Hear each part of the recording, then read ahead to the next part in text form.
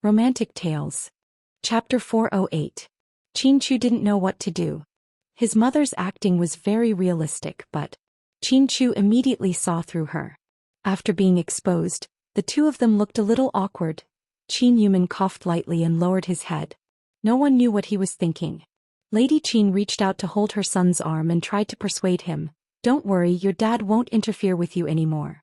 You can do whatever you want even if the company goes bankrupt. The money I have in my Swiss bank account is enough for us to live for the rest of our lives. Just don't be with Huamin anymore." "Didn't my dad tell you?" "Tell you what?" Lady Chin was slightly surprised. "Huamin and I are married. In fact, we already got our marriage certificate." "What?" Lady Chin screamed. Chin-Yuman didn't tell his wife the news directly. He only tactfully told her that his son was with Huamin. Lady Chin was so angry that she stomped her feet and went to Huamin's mother's place to make a scene. What would happen if she found out that they were married? How could she be so calm? "Huamin and I already got our marriage certificate 4 months ago. We've been living together ever since we moved out," Chin-Chu said calmly. Lady Chin's expression completely changed. "No wonder you're never sad about any woman. You're still with that vixen." "Mom, please watch your words. Mion isn't a vixen. She's already your legal daughter-in-law." "I don't recognize her as my daughter-in-law or her vixen mother. Seems like I went too easy on them today. I should have torn down their shitty house and let them live on the streets. What a pair of scheming bitches. Both mother and daughter are evil," Lady Chin cursed, completely disregarding her image as a rich lady. "What did you say?" Chin-Chu heard something and frowned slightly. "I went to her house in the slums today and met her mother. That damned woman really didn't know what was good for her and even wanted to scratch me. Fortunately, I had bodyguards with me so I didn't suffer any losses. That stinky woman even pretended to lie on the ground and wanted to scam me. It was so funny. I knew those poor people only knew how to ask for money. Actually, it's easy to get them to ask for money. How much money do they want? Why did they ask their daughter to seduce someone else's son and do such a despicable thing? I knew that girl was a vixen since she was young and I was right." Before Lady Chin could finish her sentence, Chin-Chu turned around and left. "Hey son, where are you going?" No matter how Lady Chin shouted behind him, Chin-Chu didn't turn around. He finally understood why Huamin didn't pick up the phone. "Why don't you talk some sense into your son? Did he go find that vixen again?" Lady Chin looked at Chin-Yuman angrily. "I think you went too far this time. No matter what, you shouldn't have gone to her house to cause trouble. If something really happened to that girl's mother, it's not something that money can solve. Don't forget your son is married to that girl, so you're in-laws with that girl's mother." I don't want to acknowledge that poor in-law. I'll be laughed at if I tell people about it. That woman was so flirtatious when she was young. She sang a few songs, acted in a few dramas, and used her looks to seduce that pervert Hu Jinghai. What happened in the end? She was toyed with for nothing, didn't she? She got pregnant, didn't give her money, and didn't acknowledge that damned girl's identity. Who in the neighborhood wouldn't laugh at her? If it were me, I wouldn't have the face to live in this world. I'd just kill myself by slamming my head against a big poplar tree. You're always so harsh with your words." Chin-Yuman looked at his wife helplessly. Lady Chin wasn't born into a rich family, but she was still a high-ranking official. Chin-Chu's grandparents were both leaders of the finance bureau, so they came from wealthy families. 5 years ago, Chin-Chu's grandfather passed away from an illness, and his grandmother emigrated to New Zealand with his uncle. Lady Chin was born with a sense of superiority, so she always looked down on poor women with bad reputations. She was biased against Yang Mirong, which was why she was so rude to her. Chin-Chu sped all the way to Huamin's house. He knocked on the door for a long time but no one opened it. He called Huamin's phone but it was still turned off. "Who are you looking for?" Auntie Wu walked out of her house after dinner and saw someone standing in front of Yang Mirong's house. Chapter 409. "I'm looking for Huamin. She's not home. Is there anyone else at home?" Chin-Chu asked. "No one is home. You must be Mion's boyfriend, right?"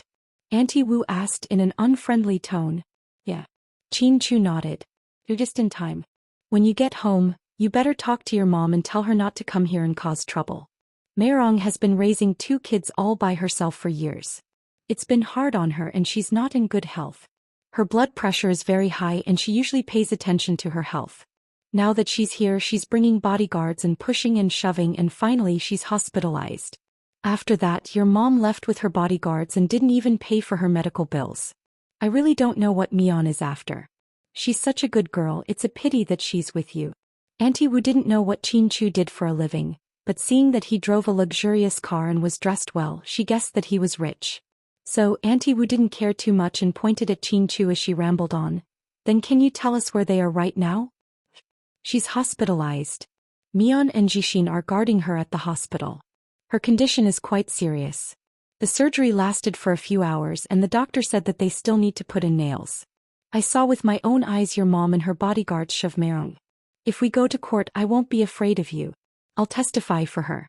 Your mom is a woman who dresses well and is pretty, but I can't believe she's so uncouth. Also, if your parents didn't agree, why did you bother Mion? You know, everyone's not happy about this. Auntie Wu was still rambling on, but Chin Chu nodded politely and said, thank you. Then he drove straight to the hospital. Other than the first hospital, he couldn't think of anywhere else to go. As expected, when he arrived, he easily found the information in the VIP ward of the first hospital. When Chin Chu arrived, Huamin was sitting in a chair by the door. He was resting his head on his hand, deep in thought. Mian, he called out softly. Huamin slowly raised his head. The moment he saw Chin Chu, his eyes were cold, without a trace of warmth. Why didn't you answer the phone? Chin Chu walked over and asked. I don't want to. Why didn't you tell me such a big thing happened? What can I do if I tell you? Can you help my mom push your mom hard and make it even? Huamin asked coldly. Chin Chu fell silent. He had seen such a domineering Huamin before. It was 7 years ago when they had broken up. At that time, any hurtful words could be said. Chin Chu raised his hand and grabbed Huamin's shoulder. Mian, don't be like this. I didn't want things to turn out this way either. Isn't it because of you? If you didn't tell your parents, they wouldn't have come to my house to cause trouble. I've been telling you about a secret marriage, but you think I'm bullshitting, right? Huamin was slightly angry. No, I just didn't expect her to be so impulsive. I just want to be with you openly. I don't want to be in secret for the rest of my life. What's wrong with being in secret? I'm not afraid, so what are you afraid of? It's better to be in secret than to cause trouble like this, right? Do you know what a stupid thing your mom did? He brought bodyguards to my house to bully my mom. Now she's in surgery and has a lot of nails in her body. She hasn't woken up yet. What about your mom? She's having afternoon tea at home right now, right? Mian, I'll take care of this. Take care of it? How do you want to solve it? Tell me. When Auntie wakes up, I'll apologize to her personally. I'll take all the blame. Chin Chu felt that this whole thing started because of him, so he was willing to take all the blame. You're funny, you're not the one in the wrong, why would you take all the blame? Huamin's lips curled up into a cold smile. The unfamiliar Huamin made Chin Chu feel scared. Mian, listen to me, this is what I think. Chin Chu patiently pulled Huamin aside and tried to explain. To his surprise, Huamin suddenly pushed Chin Chu away, looked into his eyes and said, Chin Chu, let's get a divorce. What did you say? Chin Chu's body trembled. Chapter 4:10. I said let's get a divorce. No way, don't even think about it. Chin Chu immediately denied. From the moment he registered his marriage with Huamin, he had never thought about getting a divorce. I'm not asking for your opinion. Whether you agree or not, I will first separate from you. Then in half a year I will apply for a divorce. So, after speaking, Huamin stood up and was about to enter the hospital room. Honey? Chin Chu's heart ached as he grabbed onto Huamin's arm. Let go of me. Huamin's voice was sharp and cold. He was completely different from his usual self. Don't follow me in. My mom hasn't woken up yet. She doesn't want to see your face. After speaking, Huamin turned around and entered the hospital room. Chin Chu stood at the door of the hospital room in a daze. He felt a slight pain in his heart. This was the last thing he wanted to face, but it still happened. 7 years ago, Huamin's family suddenly had an accident and she didn't want to go to the US. In the end, she heartlessly broke up with him. He went to the US alone and refused to come home for 7 years. He didn't even come back for his grandfather's funeral. Who would have thought that today tragedy would repeat itself? And all of these tragedies originated from his arrogant and rude mother. Chin Chu walked out of the hospital with a heavy heart. He deposited a $500,000 deposit at the front desk downstairs. Then he drove out of the hospital. Where are you? At the police station. Come out for a drink. No. Gao Ran was confused. Yes, no. Okay, I'll come over as soon as I'm done with this theft case. Wait for me. Then Gao Ran hurriedly hung up the phone. At night his mother showed no signs of waking up, so Huamin asked the doctor for advice. The doctor said that her body was weak and that she might have to wait a little longer, but her vitals had stabilized. When Huamin came back he didn't dare to enter the hospital room. He felt guilty towards his mother. She stood at the corner of the hallway with a cigarette in her hand. This was a Russian brand. It was brown, very thin and very strong. Huamin was not addicted to smoking, but she liked the smell of cigarettes. It was a little hobby. Therefore she would often put a pack of cigarettes in her bag. When she was stressed or tired she would take it out and smell it. There was no need to ignite it, but today was different. She found a lighter, lit a cigarette and held it between her right index and middle finger. Then he took a big gulp. Because he didn't smoke, such a sudden movement caused his lungs to be unable to adapt. He started coughing violently. Sis, do you smoke? Jing Jixin looked around before he finally found his sister. Seeing his sister smoking, he immediately snatched the cigarette from her hand, threw it on the ground and stomped on it a few times. Huamin didn't say anything. Chapter 4:11. What are you doing here? When Lady Qin saw Huamin she felt uncomfortable. Although they hadn't seen each other for 7 years, Huamin's face hadn't changed much. Other than the fact that he no longer looked immature, his face was still delicate and pretty, even a little cold. People who didn't know him would think that Huamin was the cold and arrogant type, but in reality she was even colder than that. She was the type that could not be more arrogant. She acted according to the rules, was casual and was willful. 7 years ago, Lady Qin strongly objected to her son's relationship with Huamin, and the whole school knew about it. Huamin and she had a few confrontations, so even though they hadn't seen each other for many years, she still couldn't forget Huamin's face. Huamin ignored Lady Qin's words and walked over to sit on the leather sofa in the living room. Then he slowly leaned against it. I'm curious. I was the one who decided on my relationship with Qin Chu. Why do you keep looking for my mom? Just because she's poor and doesn't have a higher status than you, does she deserve to be bullied? Huamin's voice was cold. It's the father's fault for not teaching his son well.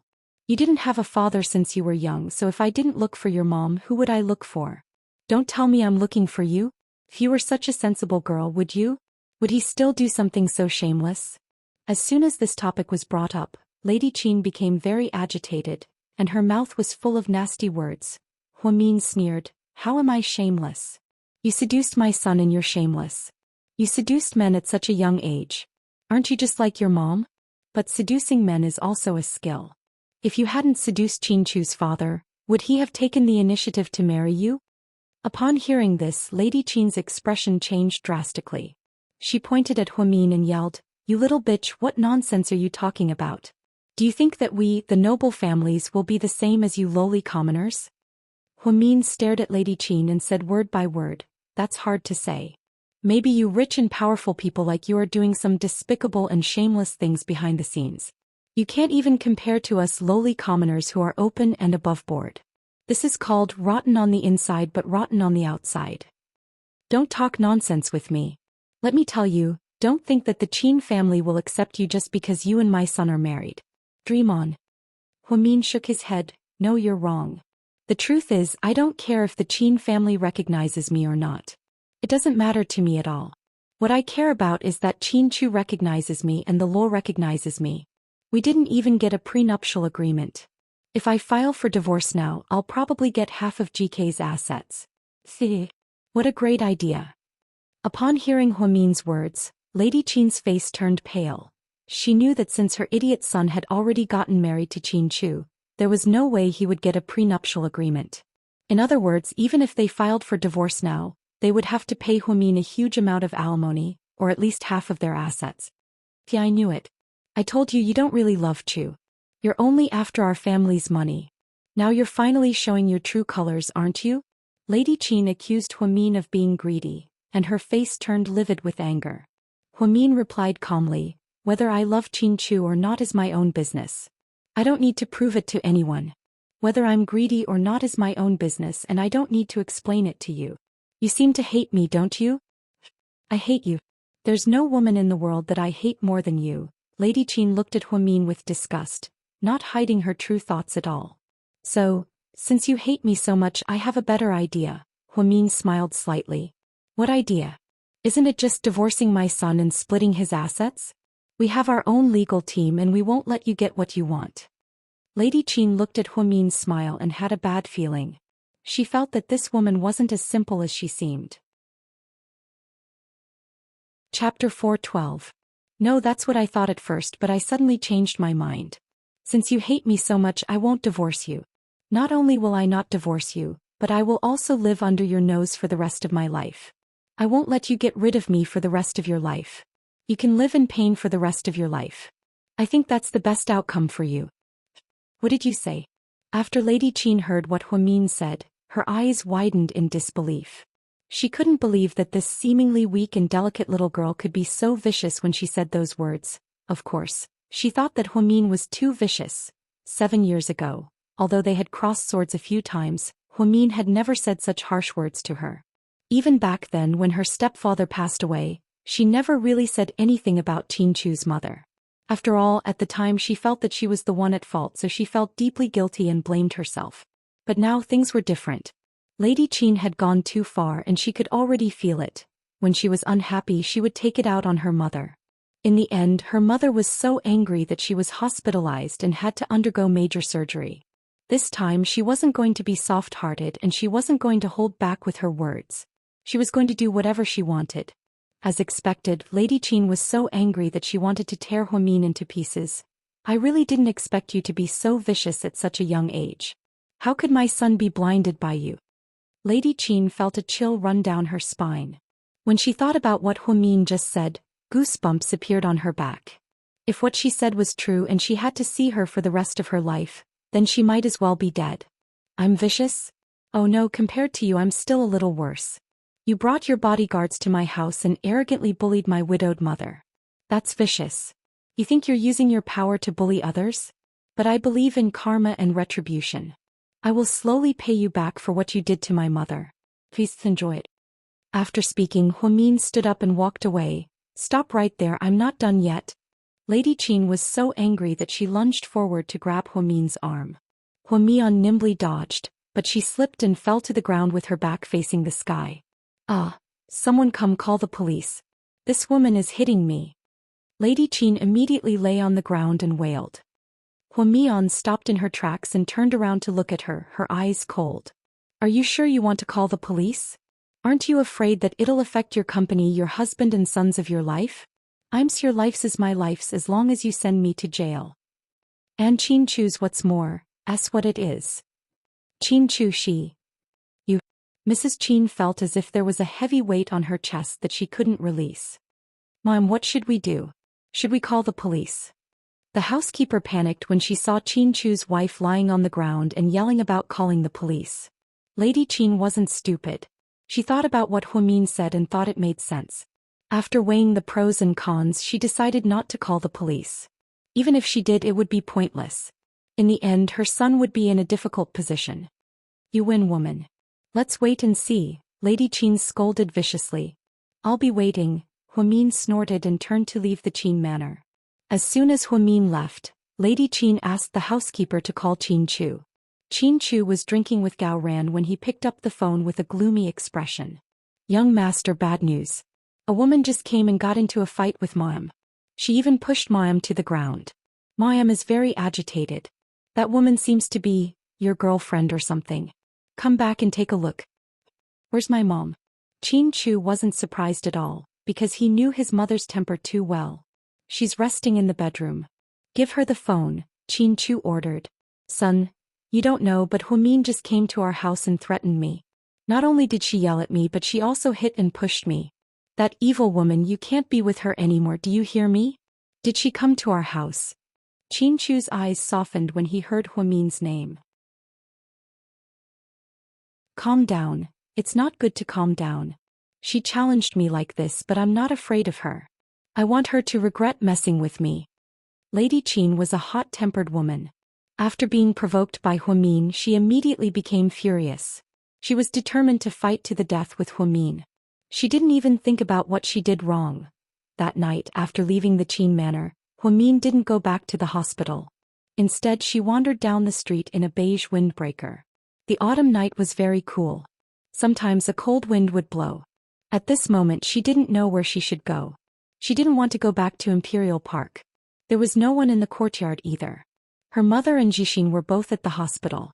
Sis, where are you? Jixin called. Outside. Sis, our mother is awake. Come back, Jixin said anxiously. Chapter 4:14.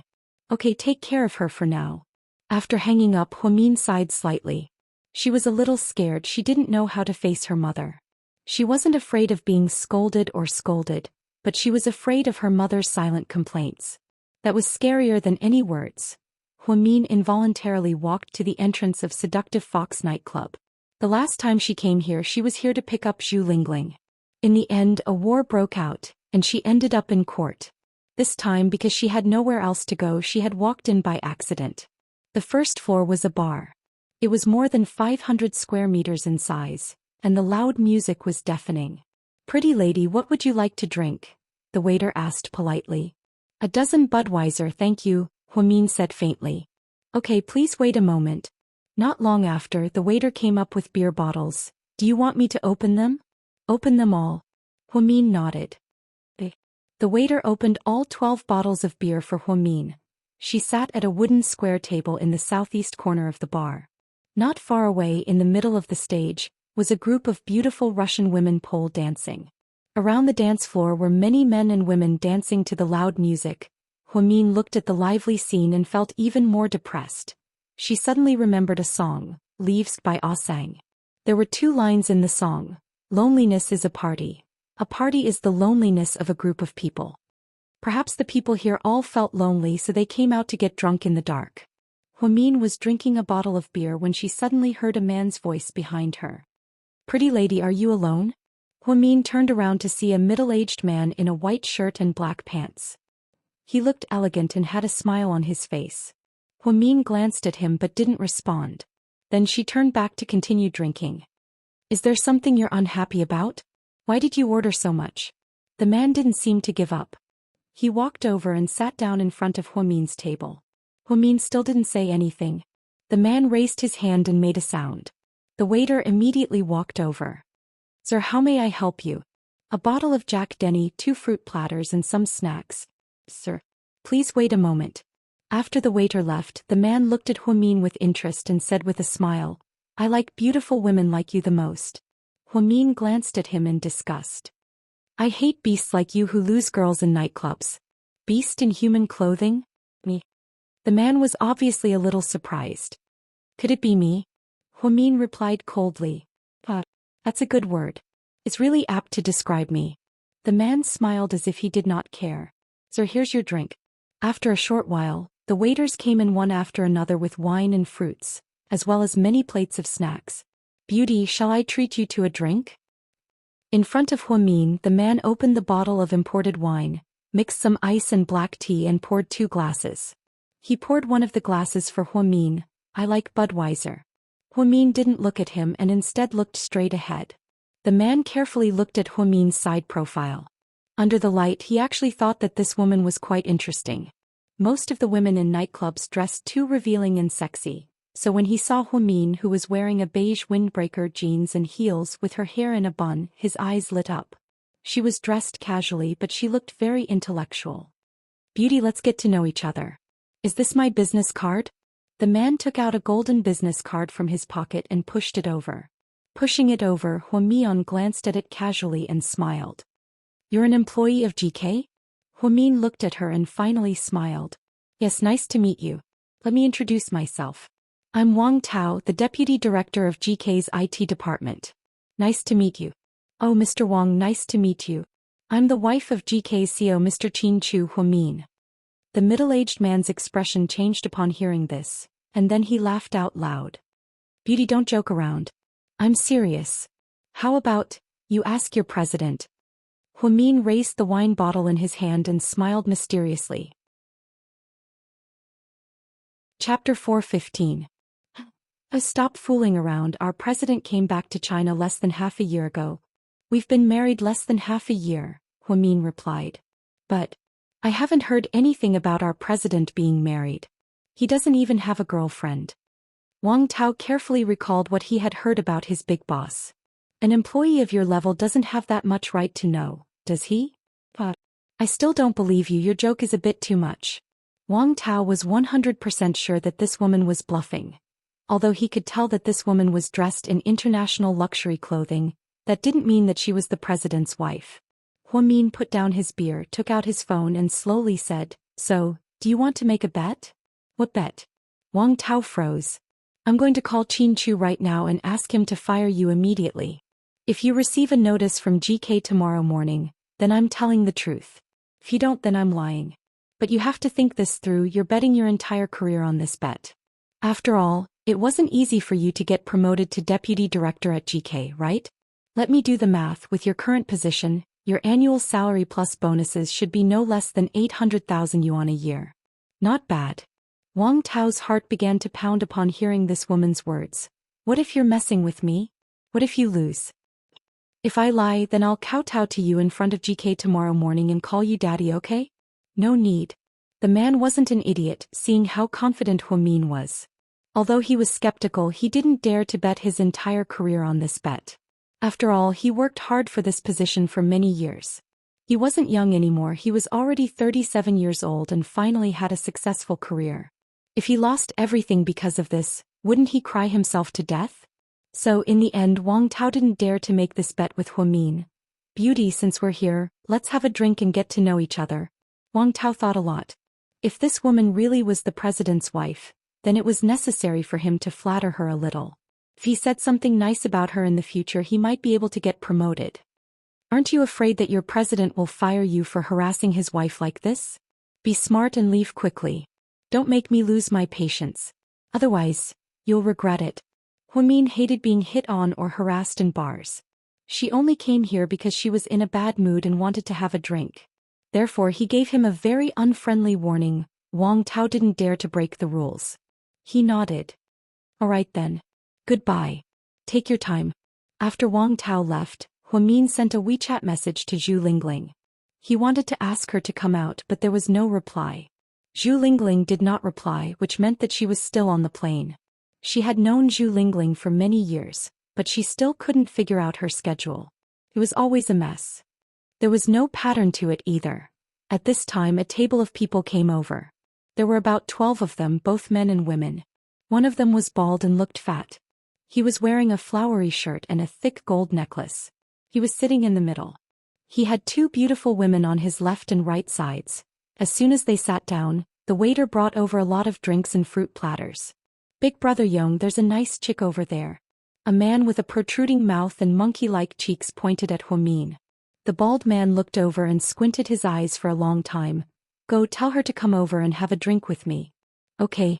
The man with a protruding mouth and monkey-like cheeks got up and walked over. "Hey beautiful, my big brother wants to have a drink with you." Huamin directly ignored him. "Beautiful, my big brother is a famous person. He won't let you drink for free. I'll give you 1,000 yuan tip for a drink. How about that?" The man asked with a smile. Huamin finally reacted. She turned her head and looked at the bald man. She said faintly, "Tell your big brother to come over and have a drink with me. I'll give him 10,000 yuan. How about that?" "What?" The man thought he heard wrong. Chapter 4:16. Forget it if you didn't hear me clearly. I won't repeat myself. Huamin truly felt that there were a lot of idiots in bars. After one fly left, another group came. How could people drink in peace? This was Seductive Fox, the most high-end bar in the city. If it was a small bar, there would be even more despicable people trying to hit on her. The monkey-faced man glanced at Huamin and asked with a sense of superiority, "Woman, do you know who my brother is? Brother Yong of Jiangbei, do you know him? He's an asshole, do you know him?" "I've never heard of Brother Yong of Jiangbei, but I do know that there's an infamous stinky tofu in Jiangbei. Is he the owner?" The monkey-faced man was speechless. "And what the hell is an asshole?" Does he walk in the streets at night? Huamin deliberately blinked her big eyes and asked. The monkey-faced man was speechless. Very well, just you wait. Then the man returned to his seat and said something to the bald man. The bald man seemed to be in a good mood and kept looking over. Finally, the bald man stood up and walked over with his big belly. He looked to be at least 40 years old. But he was wearing a flowery shirt and jeans. His jeans were almost out of shape and the waistband was about 3 feet and 5 inches long. Huamin didn't know whether to laugh or cry at this mix and match. If they were on the streets of England, she really wanted to ask if this uncle was doing some kind of performance art. Beauty, I heard from my brother that you asked me to drink with you. You're the first person who dared to ask me to drink with you. If you walk by the river often, your shoes will get wet. There's a first time for everything. There's no surprise. Huamin's tone was very calm. She wasn't afraid of the 5 or 6 tattooed bodyguards behind the bald man. It wasn't that Huamin wanted to die. It was because after the incident last time, Qin Chu immediately knew what had happened and even saw the video. He was able to get the video after the Zhou family tampered with it. This could only mean one thing. Qin Chu should be very familiar with the big boss behind this nightclub, so Huamin felt that even if she was alone here, she would still be able to find him. There wouldn't be any danger either. Even if there was danger, there would definitely be someone to save him. That was why she was so confident. Therefore, Huamin was smarter than most people. She knew how to keep herself in a safe zone. He wouldn't do those stupid things that wouldn't lead to death if he didn't seek death. In fact, she had guessed correctly. From the moment she entered the room, a man had been staring at the screen on the top floor of Seductive Fox. Sir, Miss Hua is here. Keep an eye on her and protect her. As the boss of Seductive Fox, Rick was well aware of the relationship between Huamin and Qin Chu. Thus, when he saw Huamin enter, he didn't dare make any mistakes. Until these Jianghu vagabonds surrounded Huamin. The people behind him were a little nervous. Sir, do you want us to settle this? No rush, let's wait and see. Rick rubbed his chin and looked at the woman on the screen. No wonder she was Qin Chu's woman. She was indeed different. She swaggered in and drank alone. She didn't wear heavy makeup or revealing clothes, but people could still tell that she was different. She was able to shine in a sea of people like this. Beautiful, I can drink with you, but I, De Yong, won't do this for free. I need to be paid. You said a glass of wine for 10,000 yuan, right? I don't need money, I have money. I'll drink with you and you'll spend the night with me. How about that? The bald man smiled lewdly. Huamin sneered. Spend the night with you? Aren't you afraid that you won't live to see tomorrow morning? Chapter 417. Bitch, what are you talking about? His lackeys were the first to get angry when they saw their boss get scolded by a woman. Hey, don't get so worked up. Pretty girls are funny, I like it. Baldy was used to seeing women who tried to curry favor with him, so when he saw Huamin, a young and calm woman, he was stunned and special. Therefore, he wasn't angry at Huamin's words. Pretty girl, let me put it this way. Today, whether I drink this beer or not, you're not leaving. Why are you arguing with me? Baldy's blatant threat was met with a smile by Huamin. I don't want to cause trouble, I just want to drink quietly. Hurry up and leave. If you keep bothering me, I'll be in trouble. Ha, yeah, you're so cute. I really want to see how I'll be in trouble. Baldy laughed out loud when he heard Huamin's words. Huamin didn't say anything.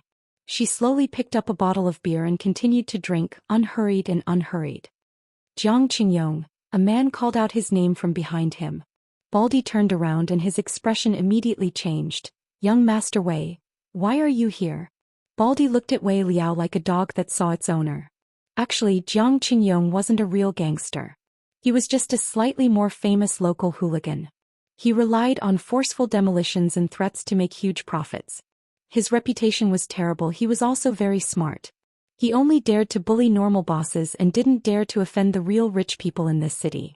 For example, Su Yu and Wei Liao. I was fucking far away when I saw you bullying a girl, Wei Liao cursed. Then a few people walked over. Behind Wei Liao was none other than Su Yu, who was wearing a khaki jacket. Besides Su Yu was Wei Liao and another young man. The four of them played at Seductive Fox for a few hours and were about to go back to sleep. When he went downstairs, Wei Liao immediately spotted Huamin in the corner.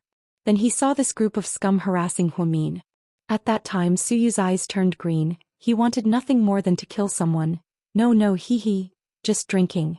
Baldy's attitude towards Wei Liao was like that of a father. When he saw Su Yu clearly behind him, he almost knelt down and kowtowed 3 times. "You're here too?" the bald man asked with a trembling voice. Without another word, Su Yu stepped forward and kicked the Baldy in the stomach. The kick made the bald man stagger and lie on the ground. It was as funny as a turtle being flipped over. Brother Yong, big bro, the lackeys behind him couldn't stand it anymore and immediately went up to help him up. Don't touch me, let Lord Su continue." Baldy didn't dare to offend Su Yu, so he continued to suck up to him. Su Yu slowly walked up and stepped on Baldy's stomach. Then he crushed it with all his might. It was obvious that Bald Head was in a lot of pain as he let out some muffled groans. "If I see you or your men harassing her again, your memorial tablet will appear at the North Mountain Wasteland tomorrow morning," Su Yu said word by word. His entire body was emitting a chilling aura. When Su Yu was angry, the look in his phoenix eyes was as sharp as a blade, making people feel that they were extremely sharp. "His Lord Su, I was wrong, I didn't know she was yours." No matter how stupid Baldy was, he knew what Su Yu meant. He really regretted not listening to that woman. He endured the pain in his stomach, raised his head and slapped himself hard. He wanted to show his sincerity to Su Yu. "Forget it, Lord Su, why bother with a dog?" Wei Liao smiled. Tang Chuan also smiled and interrupted, "Yeah, and it's just a sharp hey."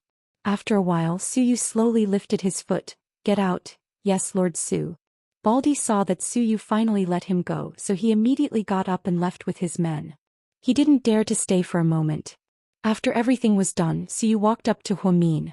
Seeing the 6 empty bottles in front of her, his heart ached slightly. "What made you so depressed that you drank so much?" Chapter 4:18. It's none of your business. Huamin turned her head and continued to drink. She told the bald guy that he was in trouble not because she knew that Su Yu was here. It was because she knew that the person behind the bar was about to make a move. She didn't know what the relationship between that person and Chinchu was, but she knew that the person would definitely protect her. She just didn't expect that Su Yu would step in at such a critical moment. "Waiter, give me a dozen of the same beer as hers." Su Yu waved his hand. When the waiter saw that the customer had spoken, he immediately brought the beer over. Su Yu didn't say anything. He opened the beer and drank 1 beer at a time. He drank 6 in a row. Wei Liao and Tang Chuan were so scared that they almost peed their pants. "Is Lord Su cheating?" Wei Liao was dumbfounded. "I think he's overexcited." Tang Chuan was also stunned. Although Su Yu had a high alcohol tolerance because he frequented nightclubs, he didn't see him drink so much. Even if Budweiser was a small bottle, drinking 6 in a row was still very dangerous, okay? "What are you doing?" After Huamin saw the 6 empty bottles, he finally looked at Su Yu in the eye. "I've caught up to you. From now on I'll drink with you. It's fair." After speaking, he picked up the 7th bottle. Su Yu clinked his bottle with Huamin's and slowly drank. To be honest, when Su Yu drank like he didn't care about his life, Huamin felt that this Tyrannosaurus Rex could be so manly. "Are you in a bad mood?" "Yeah," Huamin replied gloomily. "Why? I don't want to talk about it." Su Yu, "Well, since you don't want to say it, then don't say it. Let's drink." Su Yu continued to pick up the beer.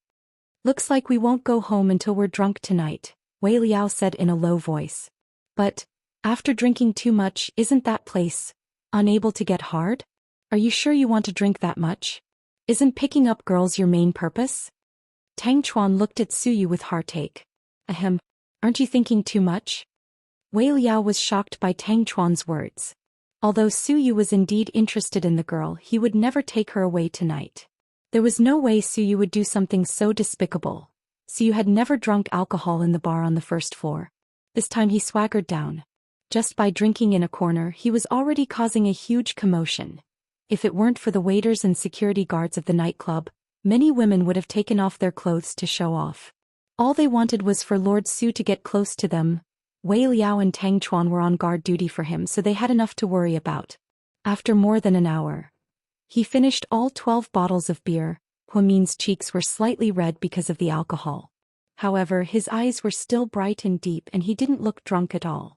"Your alcohol tolerance is pretty good," Su Yu complimented. "I'm not drinking anymore. It's boring." Huamin stood up. "Waitress, the bill please." "Miss, young Master Su has already paid," the waitress said politely. How much is the total? Humin asked. The total is 994 yuan. Humin slowly opened his wallet, took out 500 yuan and handed it to Suyu. What are you doing? Suyu slightly furrowed his eyebrows. We drank a total of 994 yuan worth of beer. If we split the bill it would be 497 yuan per person, but I don't have any change so I'll give you 3 extra yuan. Take it. After speaking, Humin placed the 500 yuan in Suyu's hand. Then she turned around and walked away. Damn girl, stop right there. Suyu roared. Humin continued to walk away without looking back. Suyu quickly chased after her. This woman is so generous, she even split the bill. Oh, she's so damn cute, no wonder Lord Su likes her, I like her too. Tang Chuan laughed like crazy when he saw Humin's attitude for the first time. Wei Liao pursed his lips and said, that's why I said she's weird. She's always so weird when something happens. He used to think that Suyu was ruthless enough, but compared to this woman he was nothing. She was even more ruthless than Suyu. She actually gave Suyu 500 yuan. This was something that had never happened to Suyu in his 20-something years of life. No wonder he was so angry. Humin, Suyu shouted as he walked out of Seductive Fox. Yes. Stop right there. If you have something to say, say it. Humin helplessly stopped walking. Chapter 419. What do you mean by giving me money? It means we'll split the bill. What the hell is split the bill? Suyu asked with a frown. It means you spend your money and I'll spend mine. Is there a need to make such a clear distinction? Suyu was furious. Humin nodded. There is, because I'm not close enough with you for you to treat me to a drink. I realize that you're really not cute. I never said I was cute. You're so unreasonable, who would like you? Suyu was furious. I'm just admiring myself, okay? Lord Su. Humin made a face at Suyu. Then she turned around and walked away. Hey, where are you going? I'm going back, it's so late, it's not safe to wander around the streets. I'll give you a ride. No need, Humin refused right away. Why? You're already so drunk, why are you giving me a ride? Forget it, I don't want to get detained by the traffic police. They'll probably check me for drunk driving, so I'll just take a cab and leave. After speaking, Humin stopped a cab. Humin, come back here. After Suyu came out, he felt a little dizzy from the alcohol. He wanted to grab Humin, but he felt that his footsteps were too light and he was walking in an S shape. In the end, he could only watch angrily as the cab left. Lord Su was left standing in the wind with 500 yuan in his hand. What's going on? Where's the girl? Tang Chuan came out and saw Suyu standing there alone, so he asked in a teasing tone. It's obvious that she's gone, leaving our young master Su to wallow in melancholy. Tang Chuan walked over and looked down at the 5 RMB notes in Suyu's hand. Lord Su has a lot of money. I don't care about this little money. Give it to me. I'll go to the dessert shop to drink something and pick up a girl. Before Tang Chuan's hand could touch the money, Suyu dodged and grabbed the 500 yuan tightly, as if it was something very important. Wei Liao, drive me back. Why don't you open it yourself? Wei Liao rolled his eyes. I drank. Haven't the traffic police been very strict recently? Suyu got into the front passenger seat of the Lamborghini. You're afraid of drunk driving? Don't tease me. Master, which traffic police in the city doesn't know you? Who's tired of living and dares to stop you? Wei Liao felt like vomiting blood. But I want to obey the traffic rules today, Suyu said willfully. Wei Liao was speechless. Tang Chuan was speechless. In the end, Wei Liao couldn't go against Lord Su's orders. He sat in the driver's seat of the Lamborghini and drove Suyu home. On the way home, Lord Su didn't say anything. He seemed to have a soft spot for the 500 yuan. He glanced at it, then glanced at it. Wei Liao was puzzled. I say, what's different about the 500 yuan? You seem to be very interested. Suyu didn't say anything. Wei Liao took the opportunity when he wasn't paying attention and snatched it. Hey? Give it back to me. Wei Liao held the steering wheel with one hand and the money with the other. He looked at it carefully but didn't find anything strange. On the back of one of the banknotes, there were 5 blurry words written on it. Good for you. So, you're a believer of a certain wheel? Wei Liao teased. Fuck off. Suyu immediately snatched the 5 RMB notes back. Wei Liao smiled and didn't say anything else. Actually, he knew that Suyu wanted the money because it was given to him by Humin. That's why he cherished it so much. He purposely didn't say anything to tease him. Right now, Lord Su was like a young man who was experiencing his first awakening of love. He was the epitome of a naive sweet boy. On the other hand, Huamin was like a cold CO in a romance novel. He didn't give a damn about Suyu at all. Why did it feel like their positions were completely reversed? I say, Lord Su, if you really like the girl, you should continue to pursue her and put in more effort. Haven't you heard of a saying? What saying? Suyu glanced at Wei Liao and asked. Chapter 420. There are no couples that can't be broken up, only homewreckers that don't work hard. So, you have to be a dedicated homewrecker and break them up, Wei Liao encouraged her. You're the fucking dedicated homewrecker. Stop bullshitting me and focus on driving, don't fucking hit a tree. Suyu gave Wei Liao a headshotting reminder. Wei Liao chuckled. Huamin drank so much, yet she wasn't drunk. It was quite miraculous. The truth was she just felt too bitter and didn't want to talk about it. When she got into the taxi and the driver asked her where she wanted to go, she didn't know what to do. Back to Imperial Park? She didn't want to go back to her old house. There was no one home yet. Miss, where are you going? The taxi driver asked. Let's drive around the city first. Huamin was a little sad. The taxi went round and after about an hour, the taxi meter had already jumped to over 300 yuan. Finally, Huamin said, go to the first hospital in the city center. Finally, the car stopped in front of the hospital. Huamin got out of the car and felt a gust of cold wind. She tightened her collar. She had already turned off her phone, so she didn't know how many calls Qin had made. Qin and Gao Ran finished drinking and returned home. They felt bad when they saw the empty house. He called Huamin but her phone was off. He sent her a WeChat message but she didn't reply. He felt very, very bad. Finally, he took out a bottle of red wine from the wine cabinet and poured himself another one. Outside the VIP room, Huamin stood outside the door for a long time, not daring to go in. She heard from Jixin that her mom was awake, but she suddenly didn't dare to face her mom. Sis? Why are you standing here? Jixin was about to go out and call his sister when he saw Huamin smoking at the door. He snatched the cigarette from Huamin's hand and said, don't smoke. It will increase the risk of lung cancer. It's all right, Huamin replied calmly. Sis, did you drink? Jixin frowned slightly as he smelled the alcohol on his sister's body. Huamin didn't say anything. He leaned his back against the wall of the hospital corridor and sighed slightly. Mom is awake. She's in a good mood. She's not as bad as you think. Although she didn't mention you, I think she still wants to see you. I don't dare. Huamin spoke his mind. I think that even if Mom scolds you, it's just her mouth. She still loves you very much in her heart. You can't face these things sooner or later, can you? Although Jixin was young, his words made a lot of sense. Huamin remained silent. Sis, will you break up with Qin because of this? I haven't decided yet. I don't want the two of you to break up. You've already missed out on 7 years. Don't miss out on another 7 years because of your family. Life isn't long. How many years do you have to squander? Chapter 421. Where is he now? He's in the emergency room downstairs, Gao Ran said coldly. Huamin didn't have time to think and ran downstairs. Doctor, how is he? Huamin panicked. For the first time she felt fear in her heart. What if something happened to Qin because of this? How was she going to live the rest of her life? The patient drank too much, causing gastric mucosa damage and massive bleeding. Fortunately, he was sent here in time. Otherwise, the consequences would be unimaginable. We've already taken measures to inject him with fluids. It seems like he needs to rest for a few days. Also, he needs to be on a liquid diet for the next few days. He needs to be hospitalized for a few weeks. A few attending doctors said to Huamin as they walked out. Huamin was relieved when she heard that everything was fine. Young people these days don't know how to cherish themselves.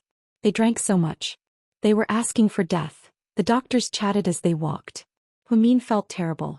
She knew that Qin was never an alcoholic. He never drank too much.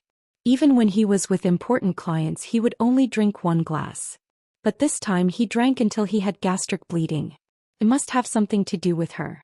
She turned off her phone and didn't pick up his calls. She even said such harsh words to him. No wonder he was sad. Huamin followed the nurse and pushed Qin all the way to the VIP room. Looking at his pale face, Huamin felt a dull pain in her heart. She regretted it very much. Why did she say such heartless words? She clearly didn't mean what she said. Chinchu's mother was extremely annoying, but she couldn't vent her anger on Chinchu. She was so smart, but she still neglected this point. She neglected her own importance in Chinchu's heart. And Chinchu's feelings for her over the past 7 years. Inside the room, Huamin held Chinchu's hand. His fingers were white and slender, but at this moment they were cold without any warmth. It made her heart ache to hold them. He looked very good sleeping with his eyes closed. His eyelashes were slightly curled. He was very quiet like a child. I'm sorry. Huamian sniffed and almost cried. Just then Gao Ran pushed the door open and asked, "How is he?" "He's fine. The doctor said he'll be fine after a few days of rest." "Come with me," Gao Ran said coldly. Huamian got up and tucked Chinchu in before following Gao Ran out of the room. "Do you know why he's like this, Mom?" Gao Ran asked coldly. Huamin was silent. "Do you know how much he loves you?" Gao Ran asked again. Huamin was still silent. "Huamian, we've known each other for a long time and I think of you as a good friend, so I'll be frank with you. I know that you and Chinchu are married, so you shouldn't fight over a little conflict. You're an adult, so don't be impulsive. Some words are like spilled water and they're hurtful. I've known him for so many years and he's a strong man with almost no weaknesses. But 7 years ago you became his weakness and you had him under your thumb. I even think that he's obsessed with you and you hurt him so deeply because of external factors. How can you bear to do that? How could you bear to hurt him like this? Huamin, I really want to know if you're a heartless woman. Or if you have a heart of stone." This was the first time Gao Ran had spoken so harshly. Huamin wasn't surprised at all. She listened quietly without any intention of retorting. Seeing that Huamin was still silent, Gao Ran felt depressed. He pulled out a cigarette from his pocket, lit it and took a deep puff before asking, "You probably don't know why he didn't contact you after going to the States for 7 years. Upon hearing this, Huamin raised her head and looked at Gao Ran. She had a feeling that there was something that Gao Ran knew about, but she didn't. Why? She should have known why Chinchu didn't contact her or come back to the States for 7 years if he loved her so much. Chapter 422. Because he made a bet with his father, Gao Ran slowly said with a cigarette dangling from his lips. What bet? Huamin felt like the truth was about to be revealed. After a moment of silence, Gao Ran took the cigarette out of his mouth, flicked the ash off and slowly said, 7 years ago, Chinchu was still a young boy, not enough to give you a clear and bright future. Therefore he made a promise with his father that he would study abroad for 7 years and come back to take over the family business. He was not allowed to come back for 7 years, nor was he allowed to contact you or anyone else in the country. Why did he agree to his father's request so easily? Huamin was confused. Because his father gave him a very tempting condition. What condition? Huamin felt like this condition must have something to do with her. As expected, Gao Ran looked at her meaningfully and said, after 7 years, his father would agree to your marriage. He said that he only had one request and that was to marry you, Huamin. Therefore, even though his father's condition was very harsh, he still agreed. He didn't even come back to his grandfather's funeral. Do you know how he survived these past 7 years? He only had one thing in his heart and that was to marry you, Huamin. I think this is Chinchu's biggest dream. After hearing what Gao Ran said, Huamin stood there dumbly. Maybe it was the smell of the cigarette or maybe it was something else, but she actually started crying. Tears silently fell from her eyes. She used to think that Chinchu went abroad for his own future and family business, and that it had nothing to do with her. But after hearing that Chinchu studied medicine, she realized that things weren't that simple. Now that she heard that Chinchu didn't come back for 7 years because of a bet that had something to do with her, she couldn't hold it in anymore. Gao Ran was right, even if she had a heart of stone at this moment it melted. Although his father didn't keep his word and still doesn't approve of him being with you, he never wavered. He even planned to resign from his position as GK's president and take you away from here to start a new life. How did you repay him? As the woman he loves the most in his life, you keep talking about divorce and separation. Do you know that his heart is bleeding? Marriage is not child's play. Even if you were forced to get married, didn't you choose it yourself? Why are you going back on your words now? In my opinion, you should leave him for real and go far away. completely cutting off his thoughts and saving him from suffering. Otherwise you should stay together and not torture him like this. He will die. Gao Ran's eyes were bloodshot as he spoke. Tonight he had personally witnessed Qin Chu's reckless behavior. After drinking so much with him, he drank so much himself when he went back. If it weren't for the fact that Qin Chu didn't pick up his calls, he felt that something was wrong. So he used the police station's computer to locate Qin Chu and went to Imperial Park to look for him. He wouldn't have known that Qin Chu had fainted from stomach bleeding. If no one found out, he really didn't know if he would be able to see his good friend the next morning. Humin, I beg you, stop torturing him. Killing him is just a matter of time, can't you just give him a quick death? Humin was sobbing so hard that he couldn't speak. Thank you for telling me so much. So what are your plans? Gao Ran asked coldly. Humin didn't answer directly and Gao Ran didn't know what Humin was thinking. However, judging from his reaction, Humin probably cared a lot about Qin Chu, or else he wouldn't be crying like this. After the two finished talking, Gao Ran left the hospital in exhaustion. Humin walked into the room and soaked a towel in warm water to wipe Qin Chu's face. After she was done, she picked up the towel and was about to soak it again when she got up. Suddenly someone grabbed her hand. Me. Qin Chu grabbed onto Humin's wrist and weakly opened his eyes, calling out her name. Chapter 423. You're awake. Humin's voice was extremely hoarse. Don't go. He held onto her hand tightly and refused to let go. His tone was a little coquettish. This was a side of Qin Chu that Humin had never seen before. The Qin Chu she knew was arrogant, quiet, cold, and uninterested in anything other than her. Now he was lying weakly on the hospital bed. His face was pale and his lips were slightly purple. Everything about him looked so heartbreaking. I'm not leaving. Humin turned around and sat down beside his bed. Mian, I'm really sorry for what my mother did. If I knew that she would be so extreme, I wouldn't have told my father about our marriage. I didn't think it through and caused your mother so much harm. Qin Chu's voice was weak, but his eyes were filled with sincerity. Humin could tell that Qin Chu was sincerely apologizing on behalf of his mother. Forget it, you can't be blamed for what your mother did. After all, she's you and you're her. You can't pay for what she did with your life. The law doesn't even allow a son to pay for a father's debt, let alone take responsibility for her mistake. Humin calmed down a lot after sorting out her thoughts. Although she still felt guilty towards her mother, she wouldn't take her anger out on Qin Chu anymore. She could argue with Qin Chu's mother, but she couldn't continue to argue with Qin Chu because of this. After all, he was so good to her. Upon hearing Humin's words, Qin Chu was quite surprised. He thought that Humin would complain a lot, but she didn't. She didn't even want to hold him responsible for anything. So you don't blame me? Qin Chu looked at Humin's face and asked in a low voice. Blame? Of course. If you didn't mention it, I would have forgotten. Who made you drink so much wine? Do you know how dangerous you are? Gastric mucosa will fall off and bleed profusely.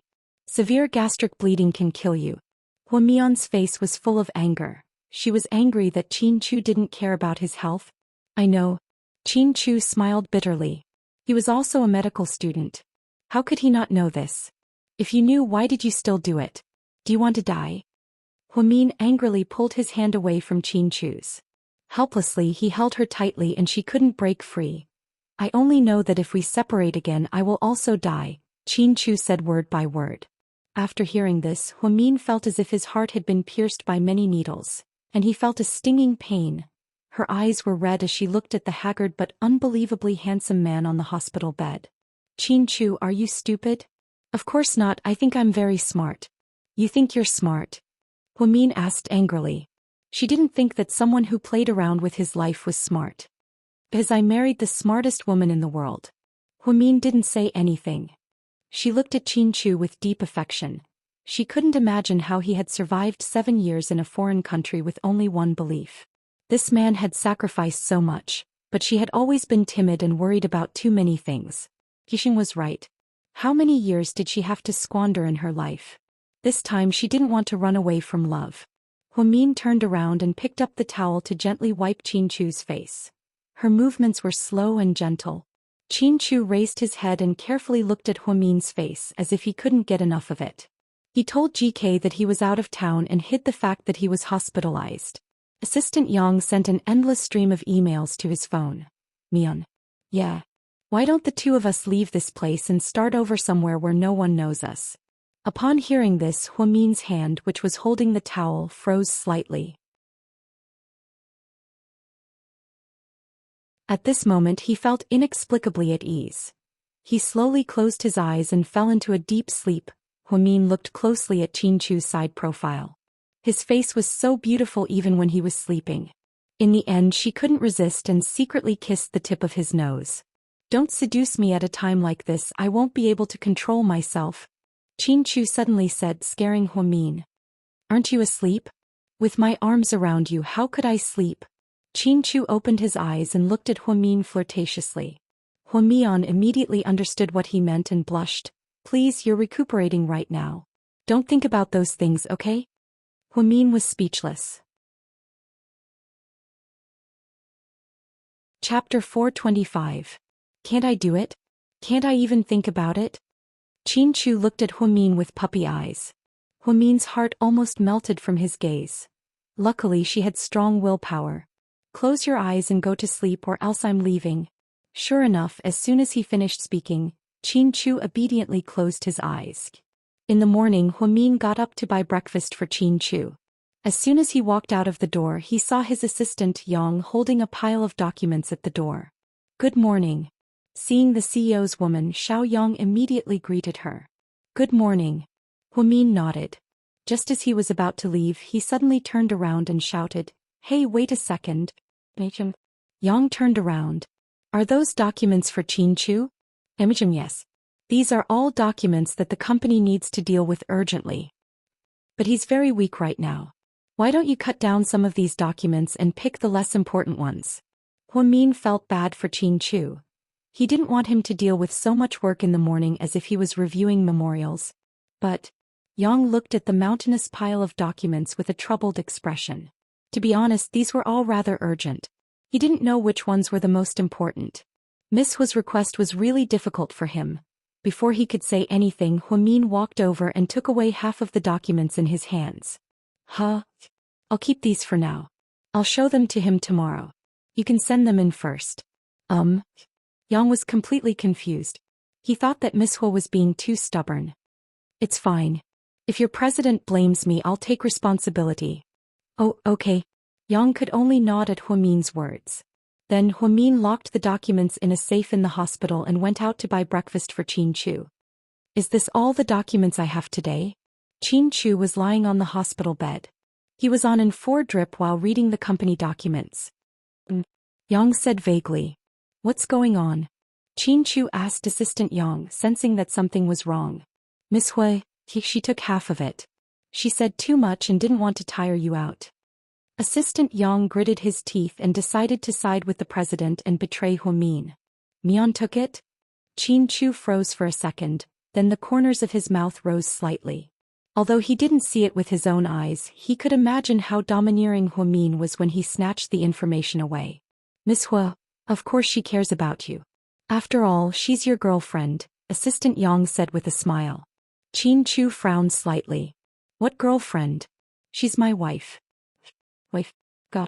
Assistant Yang was completely stunned. Legal husband and wife, do you understand? Watch your words in the future. What Miss Hua? She's a young lady. Little Yang. Early in the morning, the president announced the news to him without warning, so he didn't have time to digest the box of chives he ate in the morning. Sir, when did you get married? Why didn't you notice at all? Assistant Yang looked at Qinchu, not knowing whether to laugh or cry. Luckily, he was smart enough to never offend Miss Hua. Otherwise, the president's wife would kill him. She could fire him at any time. We've been married for more than 4 months. Qinchu said slowly. More than 4 months. Let me see. Didn't you just come back not long ago? What's wrong? Qinchu asked with a dark expression. Sir, you're so good at hiding your marriage, Assistant Yang flattered. When Huamin came back, Qinchu was still working. She put down the breakfast in her hands. Then she took the breakfast upstairs to her mother's room. At the door, she handed Jixin a set of breakfast. Is Mom awake? Huamin asked anxiously. Yeah, she's awake. Go and it's okay. Jixin patted the back of his sister's hand encouragingly. Huamin took a deep breath and pushed the door open with the breakfast. Mom, you're awake. Yang Mirong glanced at Huamin. She didn't say anything, but her gaze was bone-chilling. Chapter 426. Mom, I know you're angry with me. You can yell at me or hit me if you want, as long as you don't get too angry. What a joke. What's the point of yelling at you and hitting you? Is there anything I can do to stop you from being with that brat from the Qin family? I've warned you again and again, but you've ignored me. Huamin, I've raised you for more than 20 years. Did I raise you into an enemy? For the first time, Yang Mirong didn't yell at Huamin, but every word she said was harsh. Mom, between me and Qin Chu, I don't want to hear about your relationship. You're all grown up and I can't control you. I just think that your Uncle Jing died in vain. How could you be with the person who killed him? What a joke. Yang Mirong tilted her head and said coldly, refusing to look at Huamin. Uncle Jing's death has nothing to do with Qin Chu. We can't blame him for it. That's not fair. Then someone from my family died. Who can give me a fair explanation? Yang Mirong raised her voice and roared. Mom, calm down. The dead can't be brought back to life. What? Are you trying to persuade me to accept the Qin family now? Let me tell you, Huamin, you're dreaming. I'll never have a daughter like you. Whether you live or die, whether you marry into a rich family or live on the streets, it has nothing to do with me. I just regret that I didn't listen to you and get an abortion. I gave birth to a scourge like you. Judging from Yang Meirong's tone, she didn't doubt that Huamian was her biological daughter at all. But, Mom, which hospital were you in when you gave birth to me? Huamin suddenly asked. Does it have anything to do with that? No, the hospital is doing a survey, so I want to know where you were born. Yang Mirong didn't say anything. Huamin didn't dare to continue asking. He carefully took out the porridge and placed it on the table. Then he carefully peeled the egg. At that time I ran to Dong Tao Town to avoid the media and reporters. I gave birth to you at the town's clinic. Dong Tao Town? Huamin remembered this town. It was less than 100 miles away from Sea City. It was a small town with a small population. She didn't understand why her mother wanted to go there. Yes, because Dong Tao Town is your Uncle Jing's hometown and he has many relatives there. Moreover, he knows everyone in the medical center, so he went there, Yang Mirong said slowly as she recalled the scene when she gave birth to Huamin. Huamin thought for a moment and asked, Then, when you gave birth to me, did any other pregnant women give birth to babies? I'm not sure because I had a difficult labor. I was exhausted and barely conscious, so I didn't know what was going on at the hospital. However, after you were born, we immediately left. Your Uncle Jing said that the environment there wasn't good, so he told me to go home and recuperate. Uncle Jing asked you and me to leave the hospital immediately. Oh, I see. Do you still remember the doctor who helped you deliver the baby? Yes, she's a doctor with the surname Lon. She's a woman in her 40s, probably in her 60s now. She's quite famous in the area. She delivered me, and your Uncle Jing even gave her a red packet of 20 yuan. 20 years ago, 20 yuan was still quite a lot. Huamian lowered her head as she thought about it in silence. What's wrong? Did something happen over there?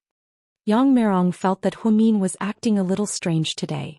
Oh, nothing, I was just asking. Oh right, did Uncle Jing mention that incident to you? For example, did anything special happen? Huamin thought that if there was something wrong with his birth, then there was only one person who would know, and that was Uncle Jing. However, he was no longer alive, so there was no way to verify it. That's not true. He never mentioned it and I never asked about it.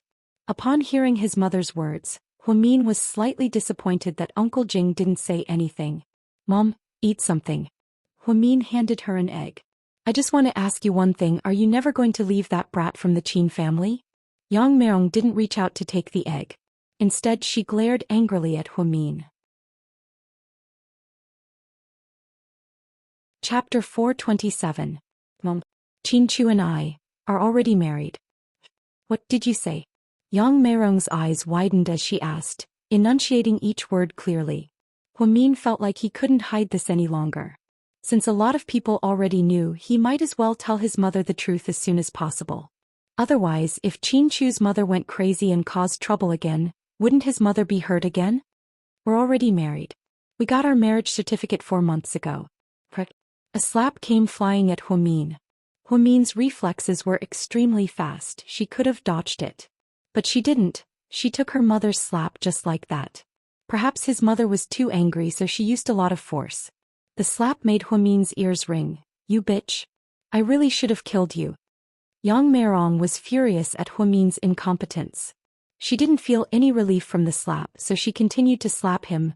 Huamin had no intention of dodging, and he continued to wait for the slap to fall. Just then Jixin pushed open the door and grabbed his mother's hand.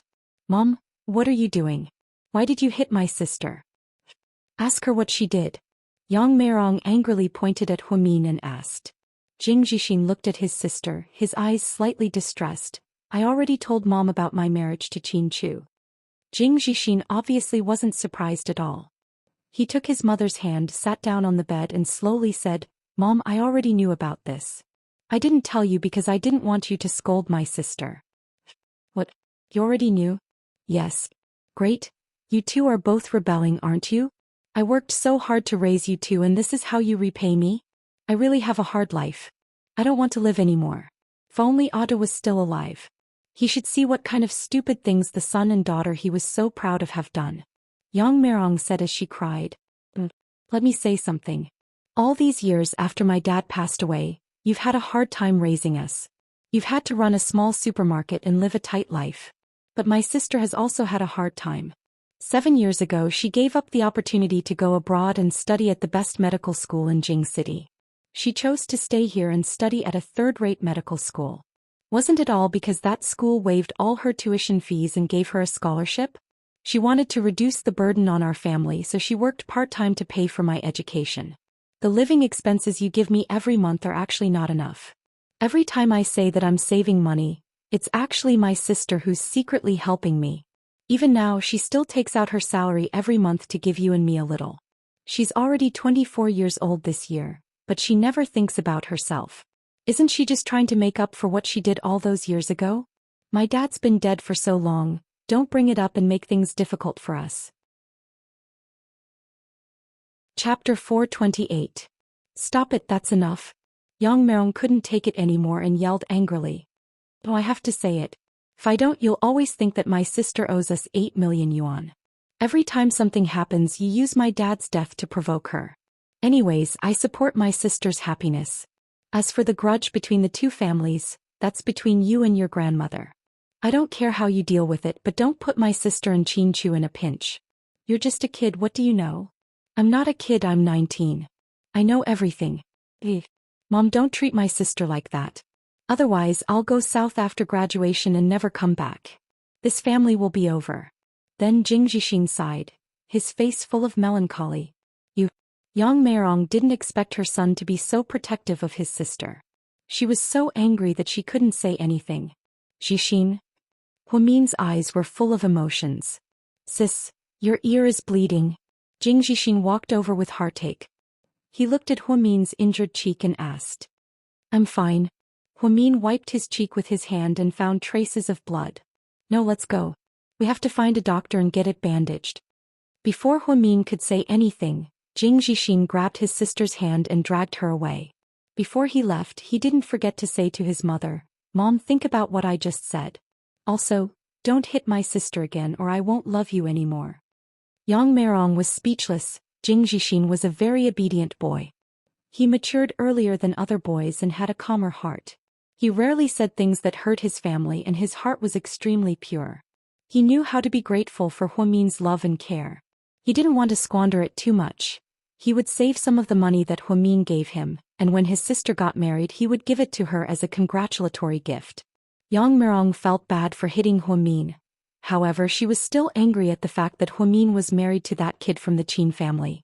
Walking out of the room, Jing Jixin angrily looked at Huamin. Sis, are you stupid? What's wrong? Huamin was puzzled. Don't you know how to dodge when your mom hits you? You're just standing there like a block of wood. Won't she be even angrier if I run away? Why don't you just let her hit you to vent her anger? You're really stubborn. You have to learn that a wise man knows better than to fight when the odds are against him. You still don't know Mom's temper. Although her temper is bad and her mouth is not good, her heart is not that hard. You have to learn to show weakness and let Mom feel sorry for you.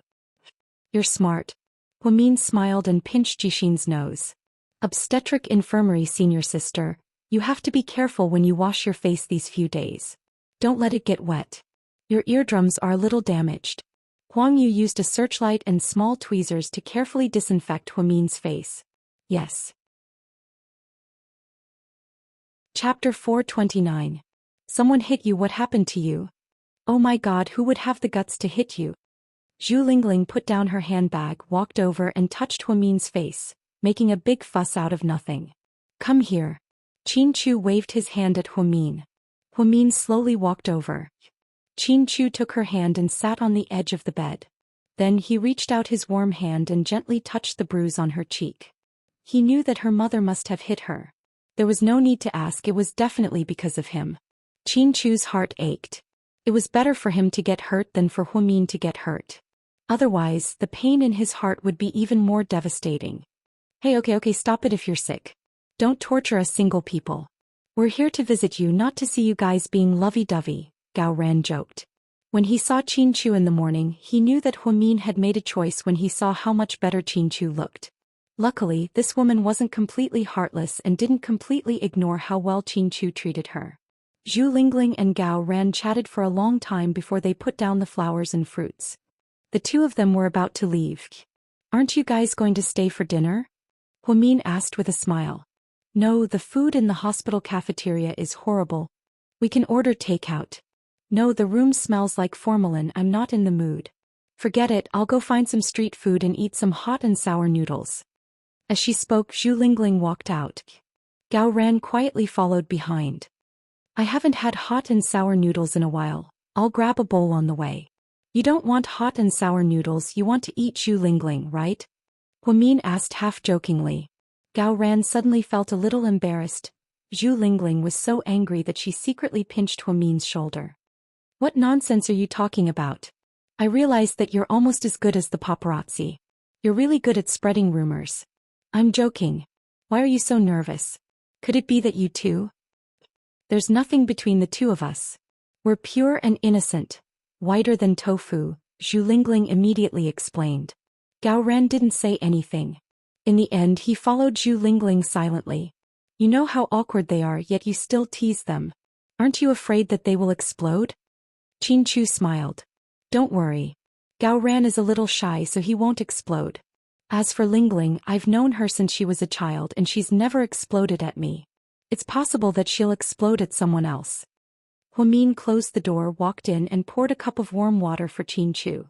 Drink some water, the house is a bit dry. Me on your face? Qin Chu didn't ask directly because there were other people in the house. Now that Gao Ran and the others were gone, he looked at Huamin's slightly swollen cheek with heartache. He felt terrible. It's nothing. My mom slapped me. Huamin smiled. Chapter 430. Huamin never told anyone about her parentage, not even Jixin or Lingling. However, at this moment she was confessing to Qin Chu, which showed how important Qin Chu was to her. Then Huamin told him everything. After hearing this, Qin Chu was silent for a long time. Are you sure that Hua Jinghai's blood type and your mother's blood type are both correct? I'm sure, it's all recorded in the hospital's medical records. Then, it seems like they really didn't give birth to you and you're not Uncle Jing's child. Otherwise, could it be that your mother had other lovers that she never told you about? Huamin shook her head. Although I never asked her, I don't think so. When I was born, my mother was desperately in love with Hua Jinghai, so she was pregnant with me. From her tone, she didn't know that I wasn't her daughter. After I was born, Hua Jinghai didn't recognize me, so Uncle Jing had the opportunity to be with my mother.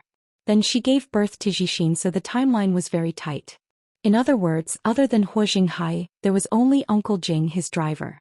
There was no time for another man, so it doesn't make sense that my mother had other men. Qin Chu nodded. If that's the case, then there's only one possibility. Something must have gone wrong with the hospital where you were born. Yeah, that's what I thought too. When I have time, I plan to look into that hospital and the doctor who delivered my mother. Maybe there were too many babies when I was born, so there was a mistake or something. That's possible, so you might have biological parents in this world who are actually related to you. Huamin nodded. She actually thought that it was quite magical. She used to think that she was the illegitimate daughter of the Hua family. Who would have thought that the plot would turn around and she would know whose child she was? What happened at the hospital in Dongtao town? Did her parents look for her all these years? Or rather, they didn't even know that she existed. Huamin had a strange feeling when she thought that her biological parents might be living near Dongtao town. That kind of feeling was hard to describe. In any case, it was mystical. It seemed to be an inexplicable bond. It was like knowing that in a certain corner of the world, there was someone living with the same blood as you, but you didn't know who that person was. Huamin leaned against Qingchu's chest and asked slowly, "If I find my birth parents, they are farmers, the most honest farmers. Will you mind?" "What about you? Would you mind?" Qingchu asked. "No, even if they're just picking up trash, I won't mind." "Then if you don't mind, why would I mind? But have you ever thought about it? If your biological parents were important figures of noble status, would you accept it?" "I don't think so. In a small place like Dongtao town it's impossible," Huamin denied with a smile. "It's hard to say. After all, God always arranges for the most miraculous encounters in fate, just like you and me." Huamin sighed slightly. Qingchu was right. If the accident at the hospital didn't happen, she wouldn't have followed Yang Mirong to Sea City, and she wouldn't have gone to second high school. How would she have met the man she loved the most in her life? Deep in love, Huamin suddenly had an idea. As soon as the idea popped up, even she was shocked. She rested her head on Qingchu's arm and quietly said, "Honey, let's have a child, okay?" "What did you say?" Qingchu thought that he was hallucinating, so he asked uncertainly. Chapter 431. It's fine if you can't hear me, I won't say it twice. Huamin purposely buried her head under Qingchu's armpit. "Honey, say it one more time. Please say it one more time." Qingchu couldn't suppress his excitement. He pulled Huamin out of his arms and held her pretty face in his hands. He was almost begging her. "I said, let's have a child. I don't know where I came from and I don't want our child to be like that. I want our child to know who her father is and who her mother is. I want to give her all of our love. Honey, that's the most touching thing you've said in all the years I've known you." Qingchu was extremely excited as he tightly hugged Huamin's waist. So it's time for us to get down to business," Qingchu said meaningfully. "What business?" Huamin didn't know how to react. Qingchu nimbly slid his hand under her collar. "What are you doing?" Huamin's body trembled. "Honey, I'm not feeling well right now. Why don't you do it on top?" "Get lost." Huamin didn't think that Qingchu would think something so dirty when he was being so serious. "I'm being serious, stop messing around." "I'm not messing around, I'm just playing along with you. Don't you want a child? Then shouldn't we have sex more often?" Qingchu looked innocent. Huamin, just as the two were flirting with each other, someone knocked on the door. Qingchu's face darkened. It couldn't be the doctor checking on him. He told them that the doctor could only come in before dinner every day, so they didn't need to disturb him. "Come in." "Sir, there's an urgent document from the company that needs your signature." Yang walked in timidly. Huamin immediately stood up with a red face and adjusted his collar. How could he ruin such an intimate scene? Little Yang felt like he was going to be in trouble. "Hello, a young lady." Seeing Huamin pass by, Yang immediately flattered her with a smile. "I'll go to the bathroom first. You guys talk." Huamin left awkwardly. After Huamin left, Qingchu took the document from Xiao Yang with a dark face. He looked at it and signed it. "I'll deduct all of your bonus for this month," Qingchu suddenly said. Yang immediately cried, "Boss, please don't. I didn't do it on purpose. You did it on purpose." "I'm not. In all honesty, how would I know that you guys would do this kind of thing in broad daylight?" Before Yang could finish his sentence, he realized that he had misspoken again. "What do you mean by doing such a thing in broad daylight?" Qingchu continued with a dark expression. "Next month's salary will be deducted as well." The corner of Assistant Yang's mouth twitched and he almost started foaming at the mouth. Being an assistant really wasn't easy. No one was more torturous than being the assistant to GK's president. When Yang walked out of the door, he saw Huamin come back. "A young lady?" "Yeah." Huamin nodded. "A young lady, please save me. I'm here to repay you." "A young lady, please put in a good word for me in front of the president. What's going on?" Huamin was confused. After hearing what Yang said, Huamin only smiled slightly. "Don't worry, he's just trying to scare you. He won't do it." "What if it's true?" "If it's true, I'll give you a bonus out of my own pocket." Don't worry. A young lady, you're a living Buddha. Yang was extremely excited. Okay, go back to the company. Huamin sent Yang away. Just as he was about to enter his room, he heard someone call his name. President Wu. Huamin was surprised to see who it was. Chapter 432. I heard that Dr. Qin is hospitalized here, so I came to visit. President Wu was wearing a white lab coat, and his wooden male assistant followed behind him. Please come in. Huamin had a feeling that President Wu knew about her relationship with Qin Chu, even though he never mentioned it.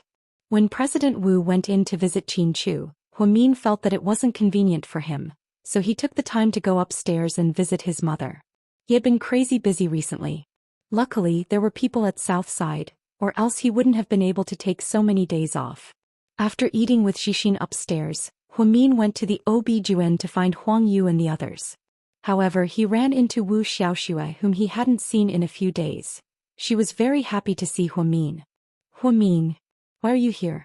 Aren't you on vacation? Huamin remembered that Wu Xiaoxue was on vacation because she wasn't feeling well. I went to Jing City and came back. The baby is fine. The doctor said that the flesh on the head can be absorbed and won't affect the baby. That's great, you can rest assured now. Hey, let's go, I'll treat you to dinner. After speaking, Wu Xiaoxue pulled Huamin and walked out. Hey, I just finished eating. My mother is upstairs in the hospital and my brother and I just ate some cold noodles. I'm not hungry at all.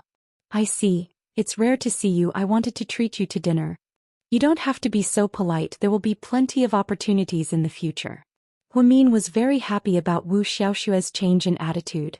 Although she had a bad temper, at least she had a good heart and didn't have the guts to hurt others. She was different from He-Man. I'm going to do an ultrasound, talk to you later. After saying goodbye to Huamin, Wu Xiaoxue left. Huang Yu looked at Huamin in disbelief. Mian, what's going on? Is Wu Xiaoxue possessed by a ghost? Ever since I saved her last time, she doesn't hate me as much anymore. At least she has a conscience. This woman. But she's really unlucky. She's just gotten married and she's already like this. Ning Ziyuan is really a scumbag. You're right to break up with him. Huamin smiled. He did not ask further, nor did he comment. Senior sister, do you know that Ning Ziyuan and He-Man are together again? Wu Xiaoxue probably doesn't know about it, otherwise she would have already stomped her feet. I heard it from a nurse in another department. That woman has a pretty good relationship with He-Man. She often sees Ning Ziyuan's car outside He-Manjia's building. Oh, so disgusting. Ning Ziyuan, this scumbag, is having an affair after marriage. If the Wu family knew about it, let's see if he can still stay in the hospital. Huang Yu rattled off a bunch of things, but Huamin wasn't very interested. She no longer had any feelings towards Ning Ziyuan. Qin Chu stayed in the hospital for 5 whole days. He was supposed to stay for 2 more days, but he was too busy. In the end, he had no choice but to leave the hospital early. Huamin also returned to work at Southside. After his mother was discharged, she went straight home to recuperate. Huamin would occasionally drive home to buy groceries. However, her attitude was still cold, but Huamin was already satisfied. He thought that with his mother's personality, she would have cut off all ties with him. Jixin's words the other day probably had a lot of effect. At noon, Huamin went back to his office after lunch. He took out his phone and casually browsed through his WeChat moments. He saw that Jixin had just posted a status.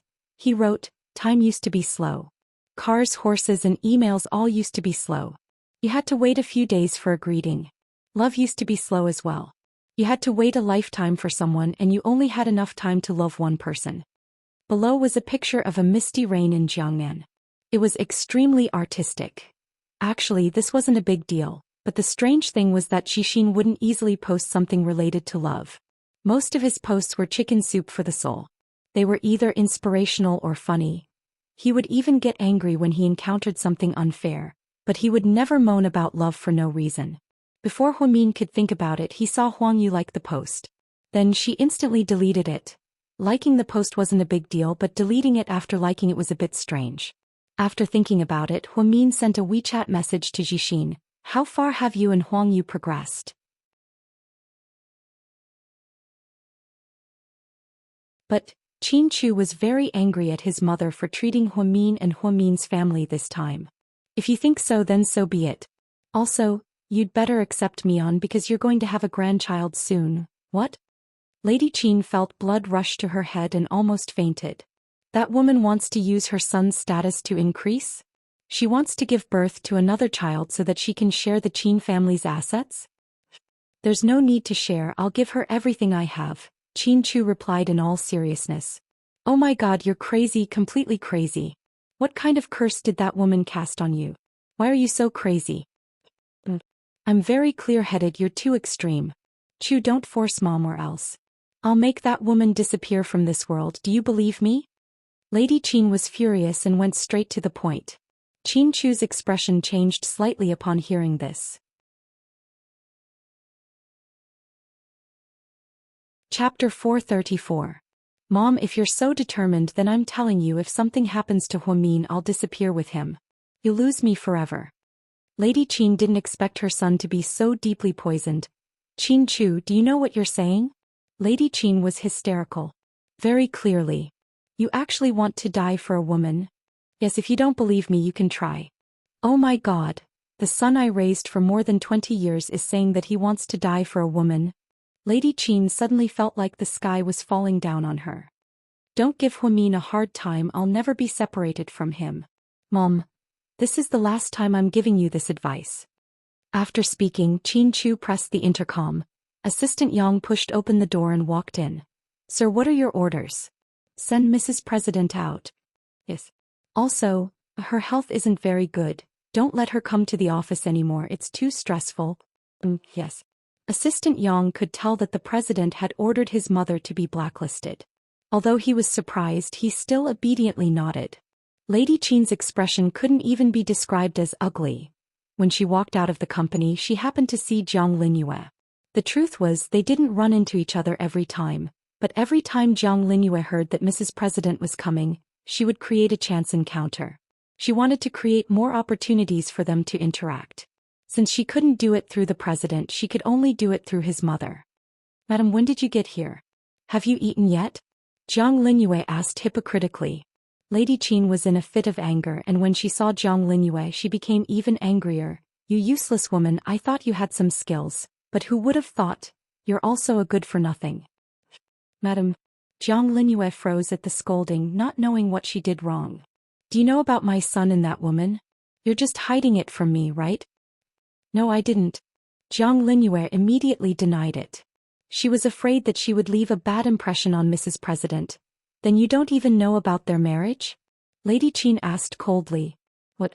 Jiang Linyue was completely dumbfounded. I didn't know you were so useless. You're not as well informed as I am. I really misjudged you. After speaking, Lady Qin ignored Jiang Linyue and walked out. She originally thought that Jiang Linyue was quite smart and should be properly trained, but she didn't expect her to be nothing more than a decorative vase. He didn't have any abilities at all, so she didn't know a lot of information.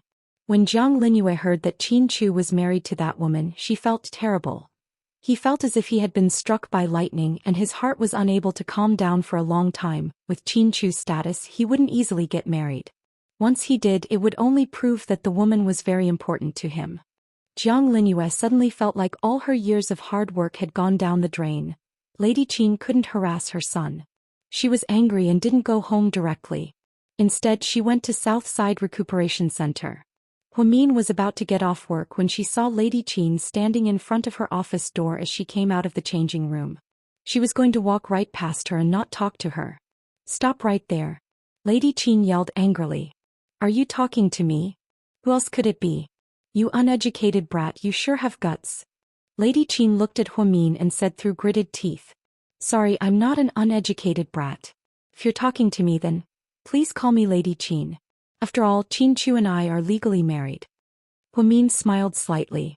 Lady Qin's expression changed drastically when she heard this. It was indescribably ugly. Chapter 435. What? If you're Lady Qin, then what am I? You're also Lady Qin, but you're Qin's wife. Lady Qin's face turned green with anger when she emphasized the word old. You're indeed an uneducated piece of shit. All you can say is such despicable things. Huamin retorted coldly. An educated person wouldn't say the words uneducated all the time. It's obvious who's the uneducated one here. What do you mean by that? I mean it literally. I'm going to rip your mouth apart. Lady Qin was still very fierce. She lunged at Huamin, but Huamin dodged her. Then the bodyguard behind her stepped forward again. Don't you dare touch me. I'm Qin Chu's wife, Huamin said coldly. Of course, the bodyguard knew who Qin Chu was, so he didn't dare to act rashly when it came to family disputes. Don't be afraid of her, beat her up, Lady Qin ordered. The tall and strong bodyguard walked towards Huamin. Huamin stepped back. She knew that this bodyguard was the big dumb guy who pushed her mother down last time. He was Lady Qin's dog. If she told him to go east, he wouldn't dare to go west. Just as the bodyguard was about to reach her, Huamin suddenly lifted her foot and kicked the bodyguard's groin. Perhaps he wasn't prepared, but Huamin was fast. She hit him right on the head. The big dumb bodyguard covered his groin in pain. This kick is revenge for my mother. If I see you bullying the elderly again, I'll cripple you. After speaking, Huamin clapped her hands and walked away. She completely ignored Lady Qin's farce. Huamin now not only felt that Qin Chu's mother was hateful, but he also felt that she was a mentally ill old lady. Although the mother-in-law and the daughter-in-law were natural enemies after all, they both liked the same man. It was inevitable that they would be jealous. But it wasn't as perverted as this. When they arrived home, Qin Chu had already prepared dinner. It was black pepper beef spaghetti, Huamin's favorite flavor. There was also fruit salad, French fries, and champagne. Did you do it all by yourself? Yes, I made this salad dressing myself because I always feel that the ones sold in the supermarket are not authentic enough. Try it. Qin Chu smiled as he took the bag from Huamin's hands. He thoughtfully took off her slippers and placed them on the ground. Honey, thank you for your hard work. Not at all. After all, my wife is preparing for pregnancy. Huamin was speechless. Well, she really regretted telling Qin Chu about having children. This guy had been talking about it every day. After changing into loungewear upstairs, the two of them sat across from each other at the dining table. Your mom went to Southside to look for me today? Huamin asked calmly. Did she cause trouble again? Yes, but she didn't succeed. She was pissed off by me. Not many people can take advantage of you. Qin Chu chuckled. That's right. That stupid bodyguard even gave me a kick. That's revenge for my mother. Next time let me deal with a man. It's okay, I can handle it myself, Huamin said as he took a sip of champagne. Wow, this is delicious. What brand is it? You probably haven't heard of it. It's not a big brand. It's one of my favorite flavors. So, Mr. Qin, you brought me spaghetti, salad, and champagne. Do you have a favor to ask of me? One who is unaccountably solicitous must be hiding evil intentions, Huamin asked with a smile. If I have to say what I want, then I want to eat so I can have a baby. Ahem ahem ahem. Huamian was speechless upon hearing him say it out loud.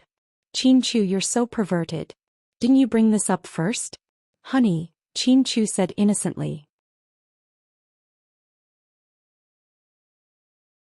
Chapter 436.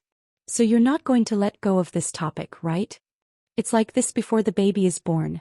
Huamin was speechless. Fine, you win.